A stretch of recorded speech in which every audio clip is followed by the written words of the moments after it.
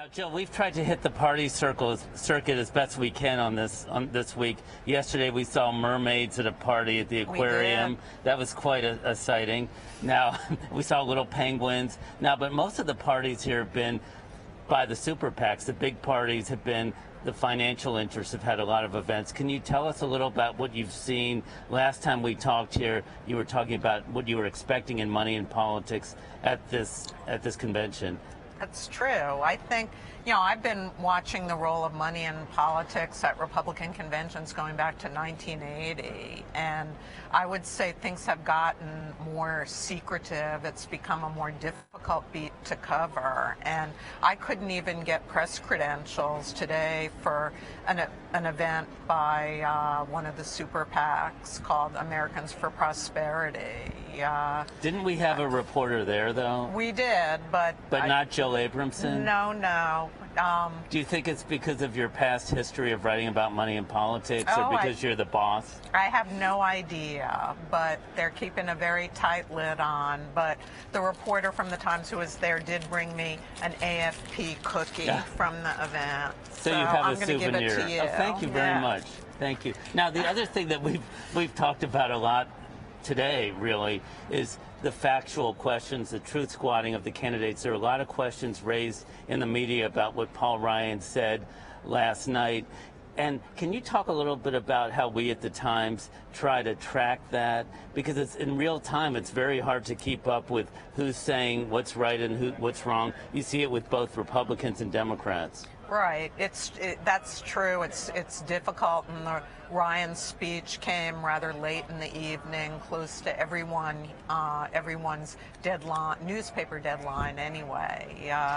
But I think it's one of the most important roles news organizations have, is to pay very close attention to the words that the candidates say and to analyze them and fact check them. And something that we did today that I thought was marvelous is we did an interactive where you could re-watch and hear Paul Ryan's speech, and then there was an annotation on the side that went through it fact by fact and pointed out that everything from the GM factory that had been shuttered before President Obama took office, to cuts in Medicare, to Mr. Ryan's criticism that President Obama simply shelved the Simpson-Bowles Commission's report, which he didn't point out he had voted against.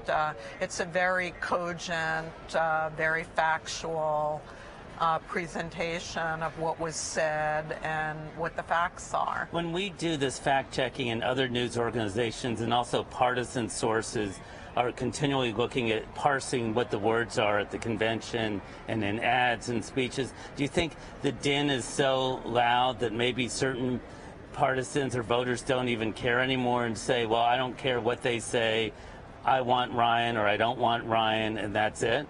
I worry about that, and I worry that both campaigns, and certainly at this convention, there's been a risk-reward kind of thinking where the risk of saying things that aren't factual doesn't seem that great, that the pace of the news cycle combined with saying very strong, aggressive things somehow supersedes sticking at least close to the facts, if not to the facts themselves. And I think that's distressing for the tone of politics and the health of the body politic.